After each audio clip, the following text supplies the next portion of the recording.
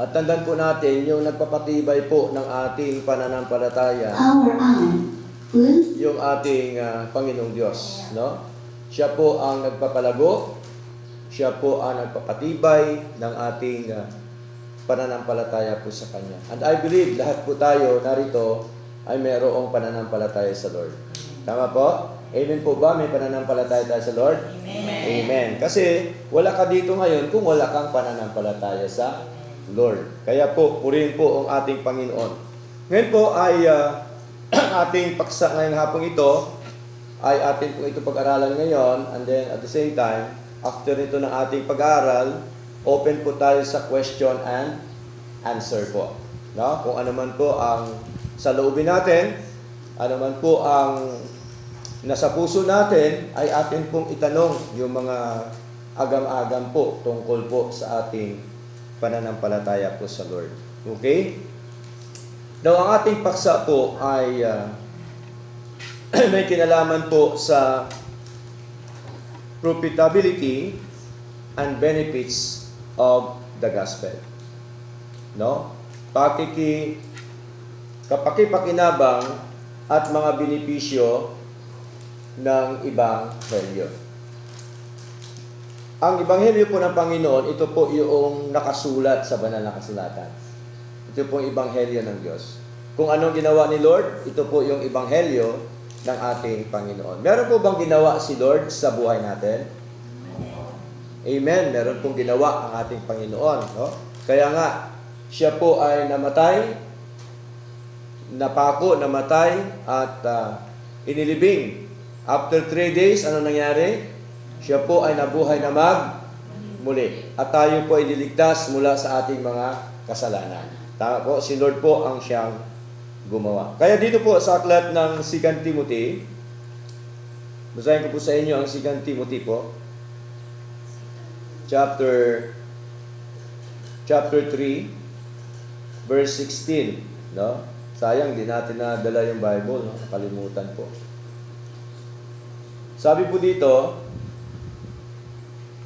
all scripture is given by inspiration of God and is profitable for doctrine, for reproof, for correction, for instruction in righteousness, that the man of God may be perfect, truly furnished unto all good works. Sa Tagalog, basahin po natin, ang lahat ng mga kasulatan na kinasihan ng Diyos ay mapakinabangan din naman sa pagtuturo, sa pagsansala, sa pagsaway, sa ikatututo na nasa katwiran. Upang ang tao ng Diyos ay maging sakdal, tinuruang lubos sa lahat ng mga gawang mabuti. Tandaan po natin, tayo po ay mga tao ng Diyos. No? Tayo po ay mga tao po ng Diyos, mga kapatid. Kaya nga po tayo ay naglilingkod po, no, sa ating Panginoon. No? Okay? Ang banal na kasulatan ay hininga ng Diyos at ibinigay para sa ikabubuti ng kanyang mga anak. Ito po ang banal na kasulatan ng Biblia, binigay po ni Lord para sa ikabubuti ng kanyang mga anak. Kasi kung wala ang Biblia, wala ang salita po ng Diyos, wala tayong katibayan. Tama? Wala tayong ebidensya. Okay?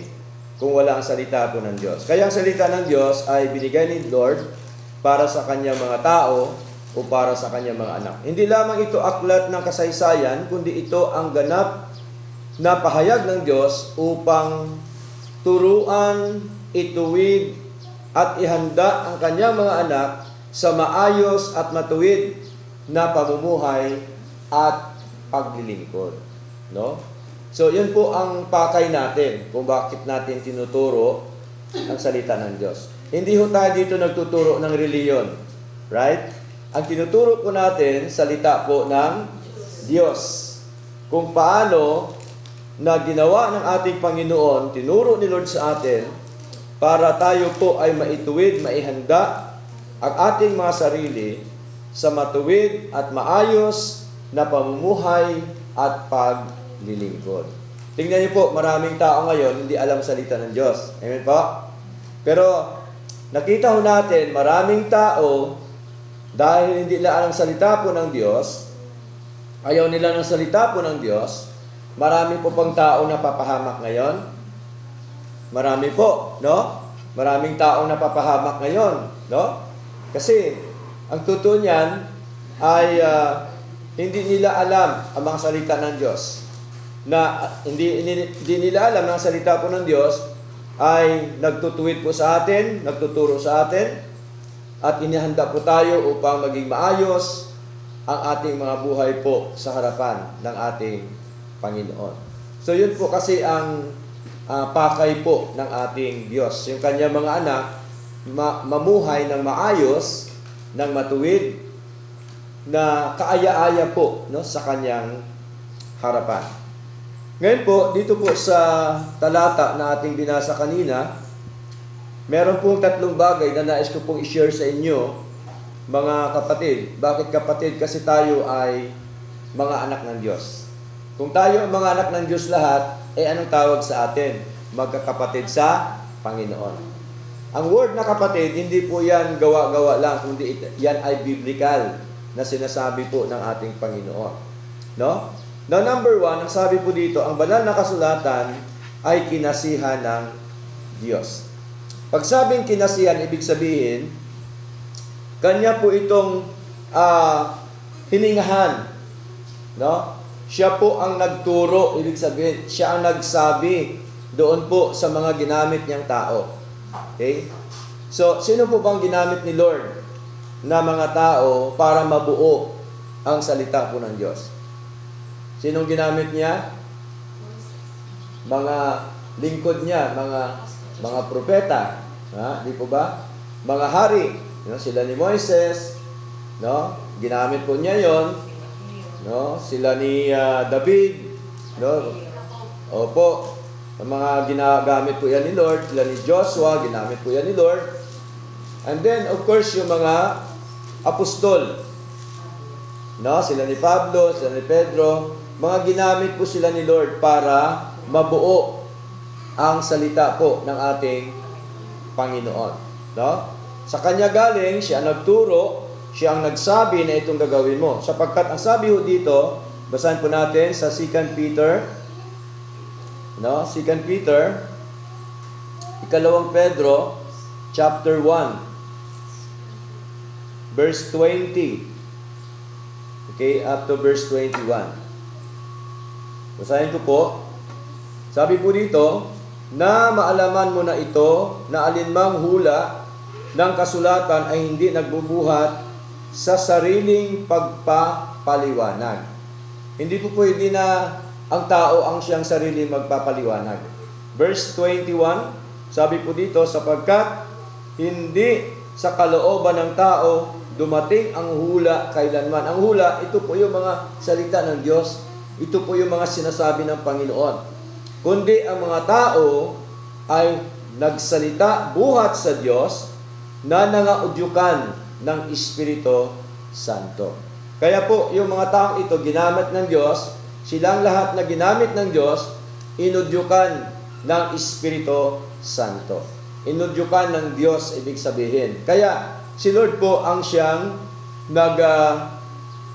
kasi po nito, o huminga po nito ng mga salita ng ating Panginoon.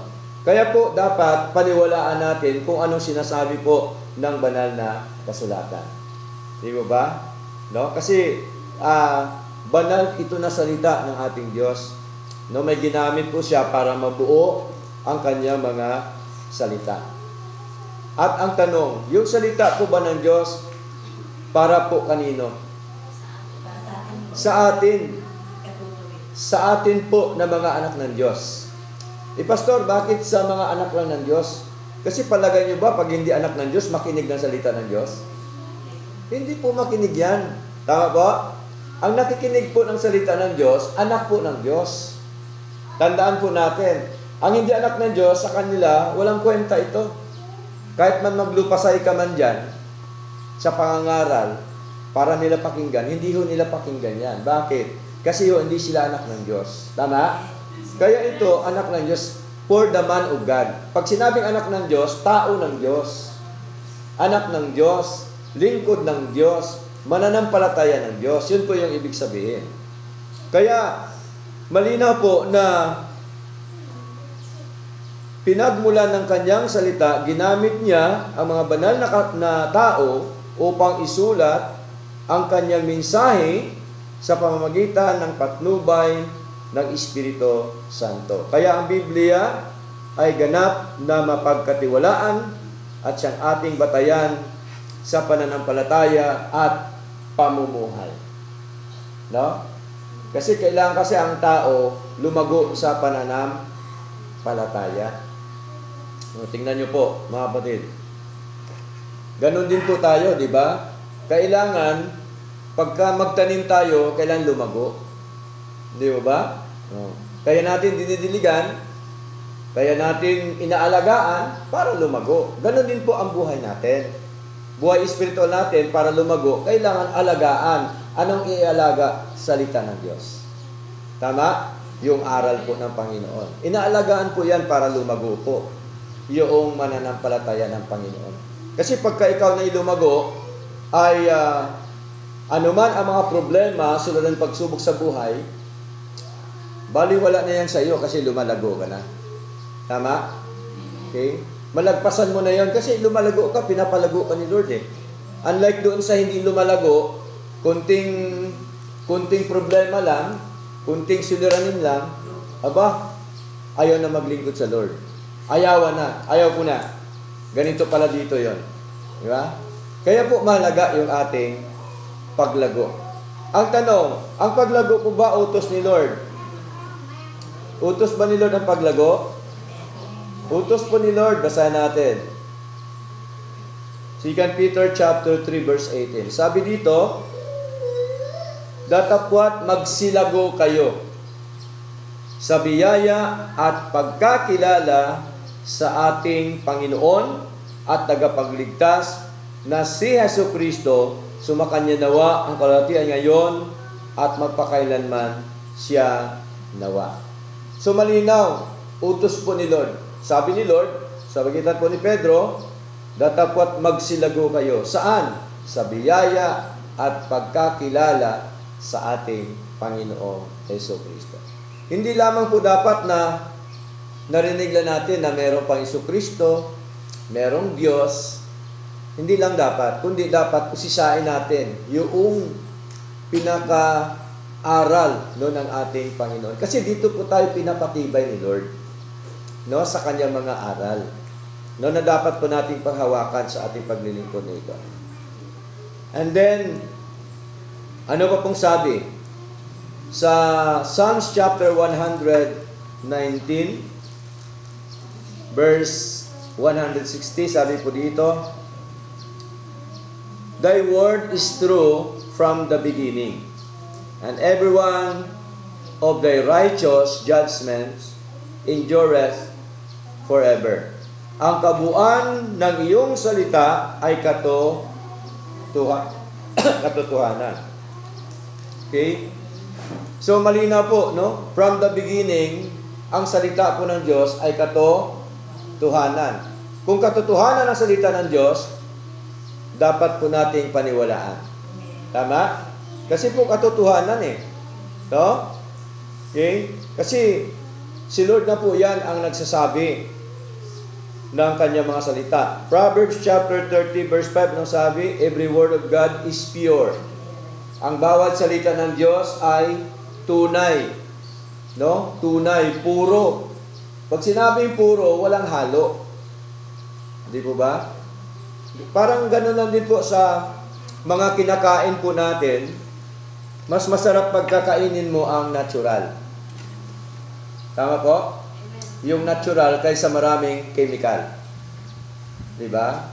Ibig sabihin po, marami kasing aral ngayon na may mga kasamang lason, no? Ito po pure na salita po ng ating Panginoon. Every word of God is pure. He is a shield unto them that put their trust in Him. Kaya dapat magtiwala tayo sa pure Word of God.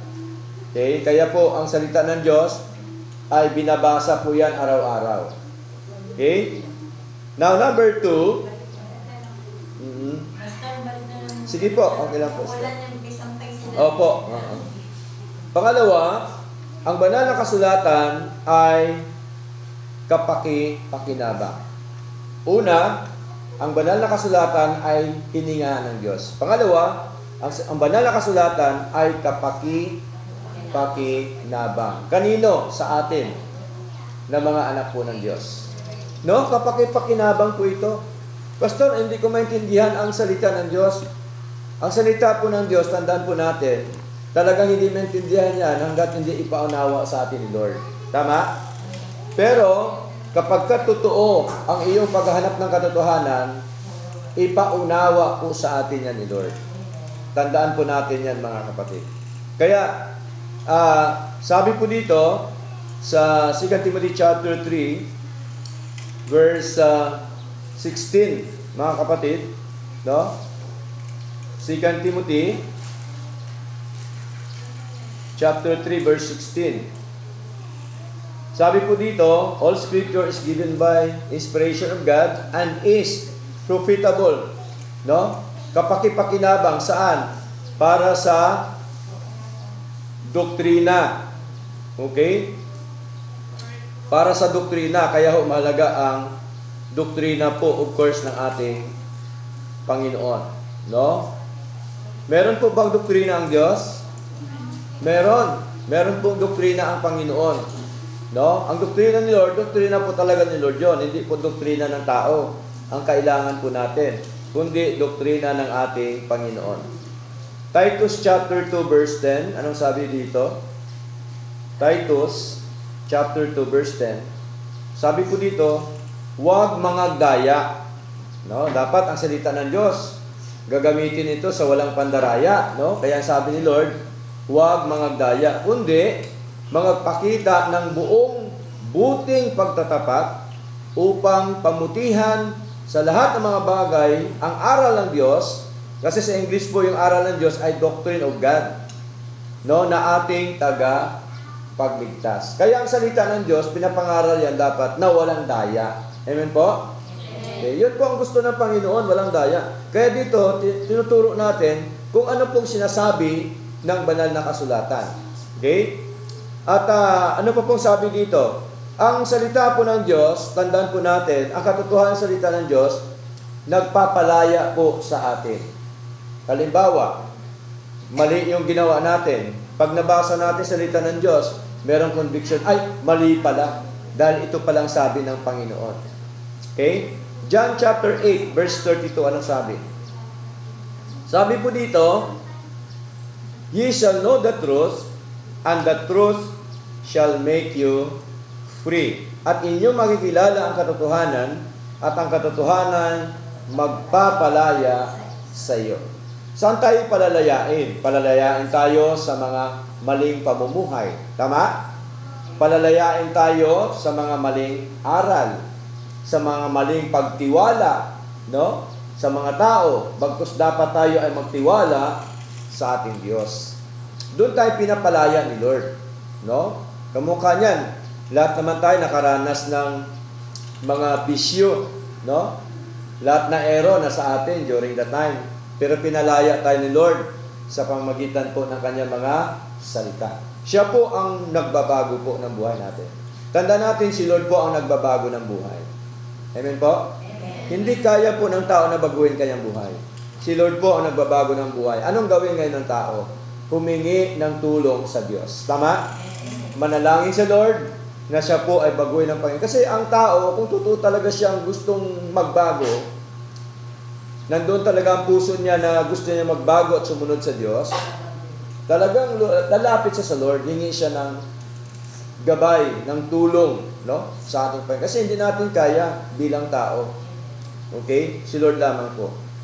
Kaya, malinaw po dito mga kapatid. Hindi lamang po ang salita ng Diyos ay kapakipakinabang sa doktrina, kundi ito po ay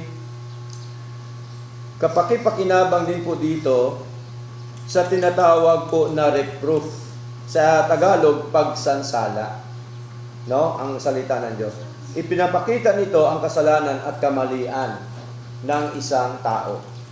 Okay? Si Lord po ang siyang sumasaway sa atin o nagsansala sa atin sa pamamagitan po ng kanyang mga salita. Okay? So, next, siya din po ang nagko-correct sa atin for correction, sabi po ng banal na kasulatan. No? Siya din po ang nagtutuwid sa atin. No? Sa pagitan ng kanyang mga salita, ibinabalik tayo nito sa tamang landas, sa tamang paglilingkod. Okay? Sa tamang pananampalataya, sa tamang pamumuhay. No? Kaya nakakalungkot po na maraming tao na reject ang salita ng Diyos, samantalang ito nagtuturo ng tamang pamumuhay. Pagka gusto mo tamang pamumuhay sa salita ng Diyos, masumpungan mo natin. Amen? Kung ayaw mo ng tamang pamumuhay, gusto mo ng kaguluhan, wala ka sa salita ng Diyos. Okay? Dapat sa salita tayo ng Diyos, sapagkat ang salita po ng Diyos ay nagtuturo po yan ng mabuti at tamang pamumuhay sa harapan ng ating Panginoon. Binabalik po niya yung tama nating buhay, yung tamang paglilingkod, inaayos po niya yung ating buhay, tinuturuan tayo kung paano na mamuhay ng tama at totoo sa harapan ng ating Diyos. Next, instruction in righteousness. Pagsasanay sa katwiran. Tinuturuan tayo nitong mamuhay ng kalugod-lugod sa Diyos. No? Tinuturuan tayo ni Lord lahat. Okay? Kaya po, dapat ang anak ng Diyos ay matuto siyang magtiwala sa sinasabi ng Panginoon. Matuto siyang sumunod sa sinasabi po ng ating Panginoong Diyos na buhay. So mahalaga po yon, mga minamahal, yung mga katuruan po, no, ng ating Panginoon. Ang banal na kasulatan ay pakinabang sa atin pong mga buhay. Kaya pagka ating pakinggan ang salita ng Diyos, di po ba gumagaan ang loob natin? Tama po? Kasi po, makapangyarihan po ang salita po ng Diyos. No? Galing po sa Kanya yun eh. Hiningahan po niya. At tandaan po natin, ang tao pag magtiwala sa Diyos, dapat paniwalaan din niya yung salita ng Diyos. Kasi hindi pwede paghiwalin ang Diyos at saka ang Kanyang mga salita. Okay? Tama po? Kasi ang salita po ng Diyos ay atin po itong final authority sa buhay po natin. Ito ang basihan natin, ang salita ng Diyos. Okay? Hindi pwede na maniwala ka sa Diyos and yet hindi mo paniwalaan yung kanyang mga salita. Dapat paniwalaan mo ang Diyos at saka ang kanyang mga salita. Magkasama po yan eh. Kasi Kanya yan eh. Sa Kanya nanggaling po yan. Okay? So malinaw po yun mga kapatid, na ang banal na kasulatan ay pakinabang sa buhay po natin. Kaya dapat basahin natin araw-araw. Amen. Pastor, wala akong Bible. Namimigay tayo ng Bible, kaso nga lang hindi po nadala. No, libre po yan, mga kapatid. No? English, Tagalog pa po yun. Sa linggo po. Namimigay po tayo, wala akong bayad dyan. Kasi ang salita ng Diyos, tandaan po natin, wala po talagang bayad dyan. Hindi ho binebenta ang salita ng Diyos. Amen po? Pinamimigay po yan sa gustong magbasa, sa gustong magkaroon, sa gustong matuto, tungkol po sa mga aral ng ating Panginoon. Importante po yan, mga kapatid, sa buhay po natin. Okay?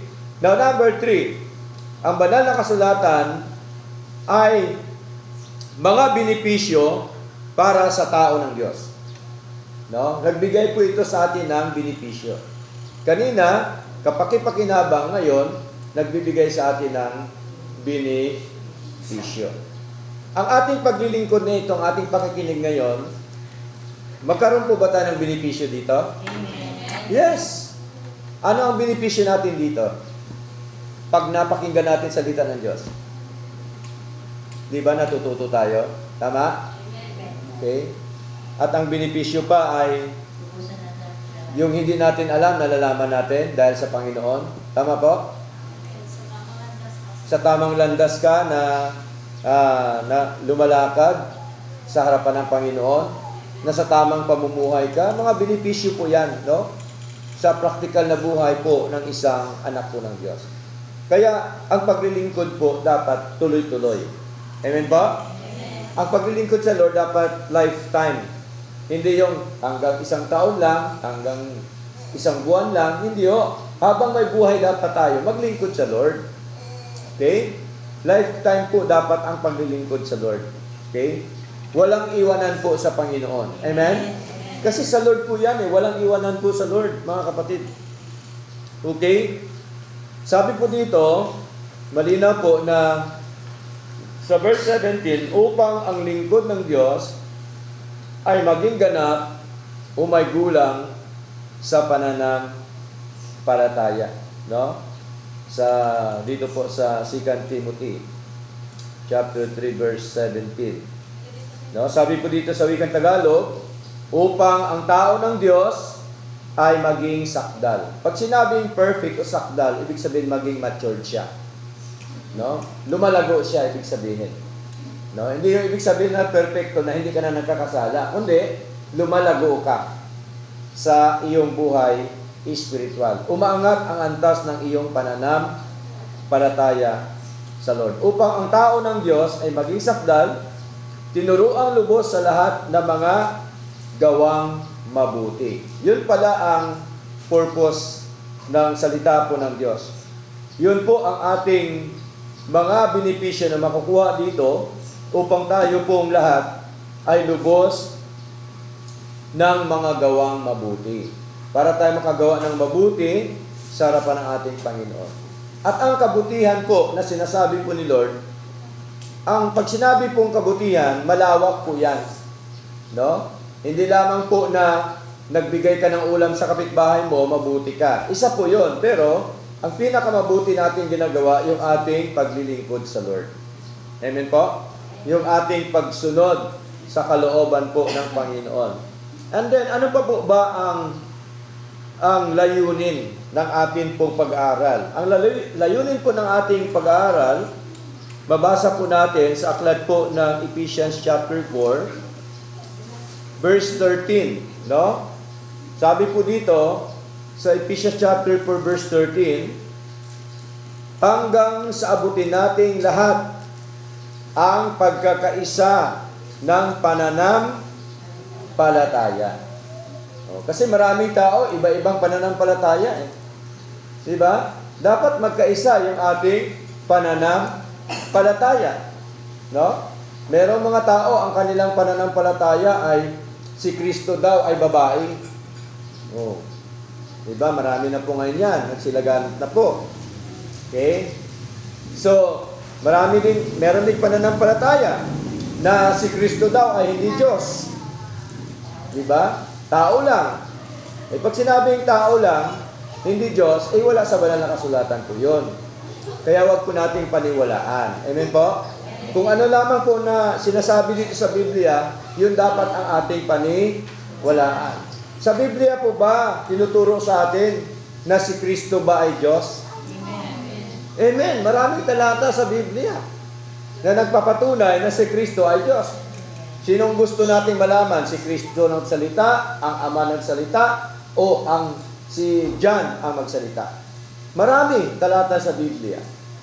Kaya ang gusto ni Lord na tayo po ay magkaisa sa pananampalataya at ang pagkakilala sa anak ng Diyos. Dapat kilala natin yung ating pinaglingkuran ng Diyos. Amen? Dapat kilala natin ang ating Panginoong Hesus Kristo. Kung ano po yung ginawa niya, kung ano po yung mga gusto niya, kung ano po yung mga aral niya na dapat natin malaman, pakinggan, at gawin sa ating mga buhay na ito. No? Kailangan natin siya makilala. Okay? Ganun din po sa mga partner natin sa buhay. Siyempre, bago mo pakasalan, kailangan kilala mo siya. Tama? Alam nga naman, bago lang kayo nakita ay, asawahin ko na yan. Hindi po ganun.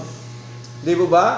Parang ganun lang din po yun. Kilalanin mo muna, ano ba ugali niya, ano bang buhay niya, baka mamaya, pag naasawa ko to, ay marami akong star na makikita. Di ba? Baka mamaya lagi ako nito babatuhin ng kaldero. Oh, di ba? Kaya kilalanin muna. Ganun din po ang paglilingkod natin sa Lord. Kilalanin po natin si Lord sa pagitan ng kanyang mga salita. Kaya nga po merong pag-aaral No? Merong pag-aaral. At ang kagandahan po dito sa atin, hindi lamang po tayo nag-aaral, kundi open po sa atin ang salita ng Diyos. Saliksikin niyo rin kung tama yung pangangaral ng pastor. Kaya tinuturuan tayo ng Panginoon na saliksikin ang mga kasulatan. No? Hindi tayo kontento na ako lang dito ang nagsasalita. Dapat kayo din magsaliksik para mapatunayan nyo kung totoo ba ang pinapangaral ni pastor o hindi. Tama? Ang totoong paglilingkod, merong transparent. Tama po? Hindi yung ang nakakaalam lang ang pastor. Paano naman ang mga kapatiran? Ang lumalago ang pastor, ang kapatiran, ay hindi lumalago. Hindi tama po yun. Dapat, pag lumago ang pastor, lumago din ang mga kapatiran. Kaya po, open tayo. Kailangan, kung ano pinapangalan ng pastor, alamin mo. Saliksikin mo. Utos ba ni Lord sa atin na magsaliksik? Amen. Yes, basahin po natin. Sa aklat po ng John chapter 5, verse 39. Basahin po natin. John chapter 5, verse 39. Sabi po dito ng ating Panginoong Jesucristo, nung siya po ay nasa kanyang ministry during the time, sabi po dito, saliksikin ninyo ang mga kasulatan, sapagkat iniisip ninyo na sa mga yaon ay meron kayong buhay na walang hanggan, at ang mga ito'y siyang nangagpatutuo tungkol sa atin. So ang kasulatan pala nagpapatutuo tungkol sa ating Panginoon. At dito natin makita kung ano ang ginawa ng Diyos sa atin para sa ating buhay na walang hanggan. Para sa ating kaligtasan. Sino ba nagligtas sa atin? Di ba si Lord? Hindi naman tao nagligtas sa atin. Hindi naman relihiyon ang nagligtas sa atin. Tama po? Hindi naman samahan ang nagligtas sa atin. Hindi si pastor ang nagligtas sa atin. Ang nagligtas po sa atin, ang ating Panginoong Jesucristo. Kaya saliksikin natin ang mga kasulatan. Open po tayo, mga kapatid. Gusto natin lumago ang bawat kapatid. Ano pa po? At ang pagkakilala sa anak ng Diyos hanggang sa lubos na paglaki ng tao, paglago, ibig sabihin, no? Paglago. Alam nga naman pag may anak ka, hindi mo pakainin. Hindi lalago yan. Hindi lalaki yan. Kaya mo pinapakain yan kasi para lumaki. Hindi po pwede ng anak mo, 20 years na, maliit pa rin. Sino bang nanay may gustong gano'n? Di po ba? Kaya para lumago siya, lumaki, pakainin mo. Ganon din ang ating buhay spiritual. Para lumago ang ating buhay spiritual, pakainin natin ang ating mga kaluluwa ng salita ng Diyos. Okay? Pakainin po natin. Ano pa po? Hanggang sa sukat ng pangatawan ng kapuspusan ni Kristo. Okay, verse 14. Anong sabi? Upang tayo'y huwag nang maging mga bata pa. Sabi po ni Lord, magkita ni Pablo, na napahapay-hapay dito doon, at dinadala sa magkabi-kabila ng lahat ng mga hangin ng aral. Yung taong hindi lumalago, kahit saan-saan yan. No? Kahit saan-saan yan. Sagap niya lahat. Okay? Pumupunta yan sa iba't ibang mga grupo. Okay? Para sa kanya, lahat yan tama. Okay? Kahit nakita niya mali ang ginagawa, tama pa rin sa kanya yan. So, merong ganon. Kasi mga bata pa sila sa pananampalataya. Okay? So, ang gusto ni Lord na tayo po ay hindi manatiling bata. Kaya mga bata ay dinadala na magkabi-kabila ng lahat ng hangin ng aral sa pamamagitan ng mga daya ng mga tao. Tandaan po natin, meron din palang aral na daya ng mga tao. Kaya mag-ingat po tayo. Kaya meron pong doktrina ng dyablo, doktrina ng tao, at of course, ang ating pinanghawakan, doktrina po ng Diyos. Okay? So, huwag tayong maniwala sa doktrina ng tao, sa doktrina ng diablo, ng kalaban po natin. Sapagkat, tama po ang sabi ng banal na kasulatan, na ang sabi ho dito, sa pamagitan ng mga daya ng mga tao, sa katusuhan, ayon sa mga lalang ng kamalian. Tingnan niyo po. So, malinaw po yan, mga kapatid. Kaya ang kasulatan, isinulat ito para sa atin. Basahin natin. Romans chapter 15, verse 4. Okay? Romans chapter 15, verse 4. Okay, anong sabi po dito, mga kapatid? Romans chapter 15, verse 4. Sabi dito, sapagkat ang anumang mga bagay na isinulat ng una ay nangasusulat dahil sa ikatututo natin. Kaya pala sinulat ito para sa ikatututo natin. Para pala matuto tayo, no, sa harapan ng ating Panginoon. Upang sa pamamagitan ng pagtitiis at pag-aliw ng mga kasulatan ay magkaroon tayo ng pag-asa. Tingnan niyo po. Kasi pag sa Lord tayo, meron tayong pag-asa. Amen? Si Lord po kasi ang nagbigay ng pag-asa sa atin, hindi yung tao. Kahit pumunta ka man sa lugar ng pag-asa, wala hong pag-asa doon. Ang masumpungan natin pag-asa ay pag-asa galing sa Lord. Amen po? Okay. Kaya tingnan niyo po, maraming mga tao na stress sa buhay ngayon. Maraming mga tao na may mga tinatawag po na anxiety ba yun? Oo. Depression sa buhay. Ano nangyayari? Di ba ang iba nagpapakamatay na lang? O iba nagiging. Yes, nasisiraan ng bait. No? Kasi po dahil sa depression po yan. Sa Lord po, walang depression. Amen? Bakit? Kasi po siya ang pag-asa natin. No? Siya po ang nagtuturo sa atin. Siya po ang nagbabago ng buhay natin. Pag merong problema, sa pagsubok sa buhay, kanino po tatakbo? Kay Lord. Hindi o sa kapitbahay. Amen? Mag-pray agad sa Lord. Diba, Lord, nawa, yung problema kong ito, suliranin ang pagsubok sa buhay, nawa, Lord, inyo po akong tulungan na ito po'y aking pagtagumpayan. Lord, ibigay ko sa iyo ang lahat ng problema, suliranin pagsubok sa buhay, at nawa, Lord, ang aking puso ay inyo pong aliwin ng inyo pong mga salita. Kaya mahalaga yung aral ng Diyos. No? Kaya tinuturuan talaga yung anak ng Diyos na sumunod sa mga kalooban po ng ating Panginoon. Psalms chapter 119 verse 105. Ang salita ng Diyos ay ilawan sa aking mga paa at liwanag sa ating landas. Ilawan ang salita ng Diyos. Liwanag ang salita ng Diyos. Siyempre, pag may ilaw, merong liwanag. Saan? Sa ating mga paa. Sa ating nilalakaran. Ibig sabihin, kasi dito sa mundo, lumalakad tayo eh. Tama? Namumuhay tayo sa mundo.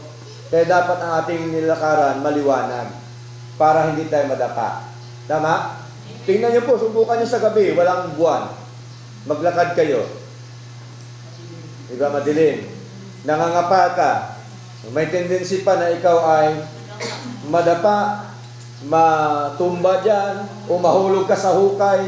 Diba? Kasi madilim eh. Ang buhay mo madilim. No? Pag wala yung liwanag na salita ng Diyos. Kaya salita ng Diyos, liwanag po ito sa buhay natin. Kaya ang salita ng Diyos dapat nating itong bigyan ng halaga sa buhay natin, basahin natin. Pastor, hindi ko naman intindihan. Tuloy lang pagbabasa. Kasi darating din yan ang time na ipanunawa ni Lord sa atin. Amen po? Tuloy-tuloy lang, babasahin mo lang, babasahin. Okay? Gusto mo ng buhay na maging matagumpay?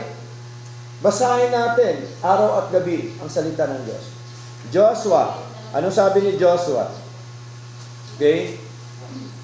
Joshua chapter 1 verse 8. Sabi dito ni Joshua, chapter 1, verse 8, sa wikang Tagalog, ang aklat na ito ng kautusan ay huwag mahiwalay sa iyong bibig, sabi ni Lord, kundi iyong bulayan araw at gabi, upang iyong masunod na gagawin ang ayon sa lahat na nakasulat dito, sapagkat kung magkagayoy, iyong pagiginawain ang iyong lakad, at kung magkagayoy, magtatamo ka ng mabuting kawakasan. Tingnan niyo po, ano ibigay ni Lord sa atin? Prosperity and success sa buhay. Gusto mo mong maging matagumpay sa buhay? Sundin mo ang sinasabi ni Lord. Ano gusto ni Lord? Ating pagnilinilayan ang salita ng Diyos, ang kanyang mga kutusan, araw at gabi. Basahin natin. Ito po yung utos ni Lord sa kanyang mga salita. Ito yung mga kautusan ng ating Panginoon. Basahin natin ang mga aral o ang mga salita ng ating Panginoon. Kaya po, ang tatlong bagay na ito napakahalaga. Na makita ho natin kung bakit natin pinag-aralan ang salita ng Diyos, sapagkat ang salita po ng Diyos, tandaan po natin ang Ebanghelyo o ang Gospel ng Panginoon ay kinasihan ng Espiritu ng Diyos. Okay? Pangalawa, kung bakit mahalaga sa atin, sapagkat ang banal na kasulatan ay kapaki-pakinabang sa buhay natin. Pangatlo, kung bakit kailangan natin itong basahin, isa pamumuhay at pag-aralan, kundi ang banal na kasulatan ay benepisyo para sa lahat ng mga tao ng Diyos. Benepisyo natin ito, mga kapatid. Okay? Kaya ho, si Lord po hindi na kailangan ng benepisyo, nasa Kanya na po lahat. Sino ho na kailangan ng benepisyo? Tayo. Ang benepisyo na makuha natin, hindi ho tupad. Hindi purpose. Mahigit pa po sa tupad at sa purpose, ang benepisyo na ibinigay ng Diyos sa atin. Biro mo, nalalaman mo ang nakikilala mo si Lord sa pagitan ng kanyang mga salita, higit pa po yan, mga kapatid. Si Lord po ay higit pa sa gintot pila. Amen? Ang salita ng Diyos, higit pa sa gintot pila. Siya pong may-ari ng lahat. Kaya huwag tayong mag-worry sa buhay natin. Ipagkatiwala natin sa Lord, at si Lord ang siyang magkaloob ng ating mga pangangailangan sa ating paglilingkod sa Kanya. Okay? Puri po ang ating Panginoon, kaya pangwakas, ang banal na kasulatan ay kinasihan ng Diyos at lubhang kapag-pakinabang sa buhay ng mananampalataya, kaya dapat natin itong basahin, pag-aralan, paniwalaan at sundin upang tayo ay lumago sa pananampalataya at maging handa sa bawat mabuting gawa. Yun po ang nais po ng ating Panginoon. Ayaw po niyang may anak siya na hindi mabuti. Gusto ni Lord ang anak niya ay maging mabuti. Ayaw niya may anak siya na suwael. No? Gusto ni Lord, anak niya ay maging mabuti. No? Kaya wag na natin hintay na paluin tayo ni Lord. Di ba? O, namamalo po si Lord, mga kapatid. No? Pagka ikaw ay matigas ang ulo, papaluin ka ni Lord. Okay? So wag natin hintayin. Gawin na natin ang nais po at ang kalooban po ng ating Panginoon. Okay? Purihin po ang Panginoon. Ngayon po, dala ko tayo ngayon sa question and answer.